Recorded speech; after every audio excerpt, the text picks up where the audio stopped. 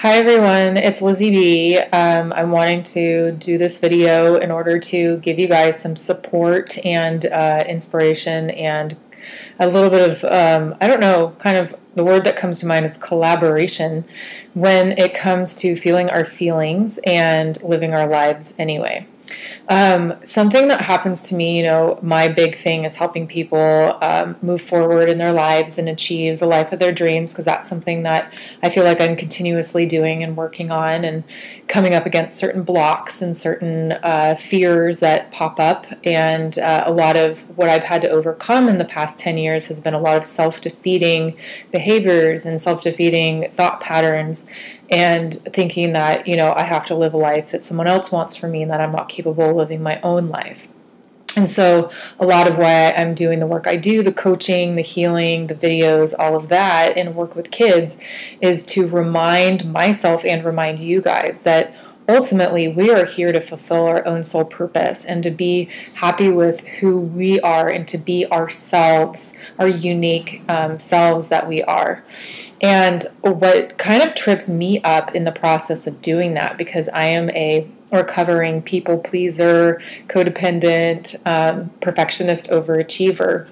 And so it can get really tricky when it comes to, listening to myself and doing what I need to do in order to be living the life that I really love, which, it has to do with like self-care and doing the career of my soul purpose, my coaching work, rather than, doing jobs that I don't like, that make more money, that kind of thing. What trips me up about listening to my heart and following my guidance and my intuition and the universe is I tend to feel a lot of feelings when it comes to taking steps to move forward, because it means that I'm actually loving myself. It means that I'm actually honoring who I am.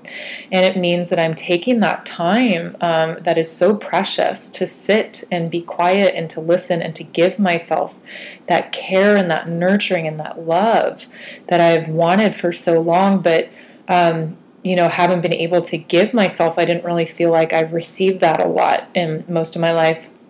And what I'm realizing is that it is kind of simple sometimes, to have, an action plan to, create the life of your dreams or whatever it is. Step one, do the work. Step two, make money. Step three, there you go. But when it comes to the emotional aspect of that, I have a really hard time, because I have a lot of stored up emotions that I did not feel for a very long time. If you're a perfectionist and a people pleaser and an overachiever, there's not a lot of room to feel your feelings, or to feel my feelings anyway. And I'm really good at compartmentalizing feelings. I used to watch this TV show about gymnasts, and they talked about how ultimate very high-level athletes are able to compartmentalize, which is why they can just focus in the moment and not be caught up in fear and caught up in the nervousness or caught up in whatever is going on in their lives. And I can be that way for sure. I can compartmentalize like a freaking champion. And it served me, and sometimes it does serve me, in the midst of a crisis or an emergency. I'm the person to go to, because I'm just right there on it, and I can, make very clear decisions and that kind of thing. But for the most part, it's also, created a backlog of emotions and grief and confusion and fear and all these feelings that I just did not feel for a long time. And now that I'm learning how to sit still and how to listen and how to be more calm and how to rest and relax and let the universe, do their side of things while I do my side of things, I'm having a lot of emotions come up around that. For one, because it's odd and uncomfortable. And I think I'm used to being a go person who, gets up, I exercise, I do my thing, I do my daily practice, my spiritual practice, I hang out with friends, I do some work, I go here, I go there, and I like to keep myself very busy. And when I slow down, a lot of emotions come up, whether it's sadness, whether it's anger, it's frustration. Sometimes I don't even know what I'm feeling. I'm just feeling this angst, this kind of anxiety, bubbly, just unsettled, unhappy feeling, and I don't necessarily like to feel them. But the thing is when I'm able to actually let myself feel them, I don't always feel, quote unquote, better. I don't feel happy and joyful afterwards, but I definitely feel more peace in my heart. I feel more calm. I feel more clear and connected to myself and to the divine, to my higher self, to my guidance. And I'm able to do the action steps and stuff that I need to do, whether it's making this video or, looking, posting online or working on my website or applying to different jobs or, whatever that is, going on a walk, eating.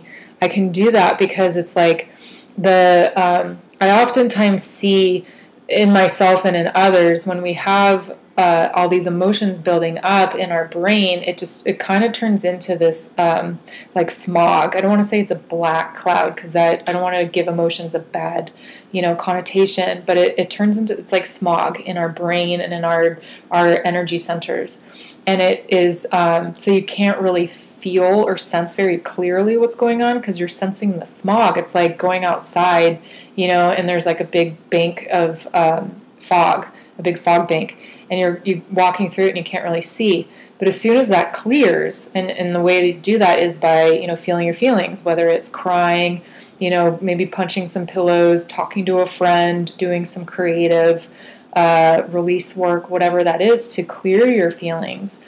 And knowing that you're not avoiding your feelings. Like sometimes I'll exercise thinking I'm dealing with my feelings when really I'm just trying to avoid them. Sometimes it is dealing with my feelings, but I have to, be mindful of that. And when I am, releasing that fog, that smog, afterwards I feel sometimes a little drained. Sometimes I still feel a little sad, but I feel much more clear. I feel much more connected because I cleared all of that old energy out. And that's what I wanted to talk about, because I think there's a lot of confusion out there. I know I'm very confused after listening to, Abraham's stuff and listening to Doreen Virtue and listening to all these people talk about different ways of manifesting and spiritual healing. And there's just so many different perspectives and approaches to things that I get confused as to what works best for me, because I'm a unique individual in certain ways. And yes, we have a lot in common, but there's certain things that work for me better than work for other people. And I think ultimately there's some of you out there that resonate with what I'm saying, some of you that are not, and that's great. But those of you who do resonate with what I'm saying, I just want to say, go ahead and please feel your feelings. It is so helpful, and it is very much a huge part of how to love yourself, how to create the life of your dreams, how to, really be able to have a very strong connection to your higher self, to the divine, to your angels, to your guides, however you to God, however you, verbalize and understand that. And it's just a healthy part of being human. So often I think it's weakness, or I'm scared to feel my feelings because when I was younger, it wasn't safe to feel my feelings. So I want to honor that and give space to that, and I still want to be able to feel my feelings now. So sometimes it can feel really scary, and I don't want to beat myself up around that either. I need to be very gentle. It's very delicate. I want to be very gentle with myself and allow myself to have my feelings and not beat myself up over being scared to feel my feelings. You see where I'm going with this? It's a very delicate situation. It's a lot of gentleness and a lot of just soft, loving, soft holding, like how you hold an infant firmly yet gently. It's kind of like that with yourself. You want to allow yourself that gentle and firm space in order to feel your feelings. And it's not all going to, feel a million times better instantly, but it does get better over time. And I do very much encourage people to get support around this if you need to.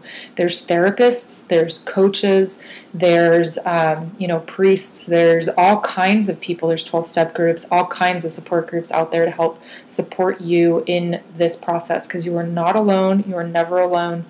With the divine, but there's a lot of humans out there who are, this is their job is to help you do stuff like this. So If you're interested in my coaching, contact me, lizzybcoaching@gmail.com.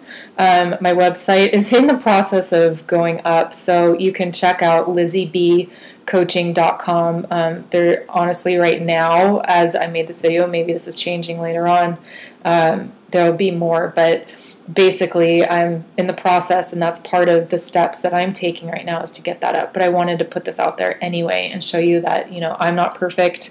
I'm in the process of getting things together. So, you know, hopefully that gives you a little bit of permission to give yourself permission to be where you're at and know you don't have to be perfect in order to be lovable. You're perfect, complete, and whole exactly the way you are. I have so much respect and love and admiration for you. You are just such a wonderful contribution to this world, and I would love to hear from you. So tune in for more videos. Please share this if it, you received any sort of benefit from it. We all really need to help support and love each other right now. It's getting kind of rough in a certain way. It's beautiful and amazing too. But I just want to say big hugs to you all. Much love. Until next time, take care.